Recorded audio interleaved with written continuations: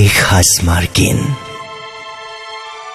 মাৰ্কিন কাপোৰবোৰ যেন দুখৰ জেলেঙা পোচাক, সহজে সৰকে এন্ধাৰ আৰু চকুলো। মাৰ্কিন কাপোৰবোৰ শুকুলা ডাৱৰ, ভাগৰুৱা আকাশ ঢাকিব খোজা টোপনিৰ চাদৰ, যেন ঘৰমুৱা পক্ষীৰ পোহৰ পাখি।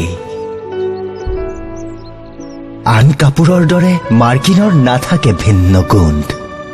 ফুলাম কাপোৰ ফুল হৈ ফুলে, দামীবোৰ কস্তুৰী হৈ চৰে। মাৰ্কিন জ্বলে নতুবা পচে, কেঁচেমা গোন্ধ এটা সাৱটি।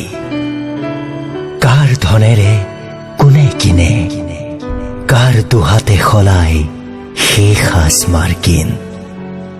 নাজানে নেদেখে পিন্ধোতাজনে।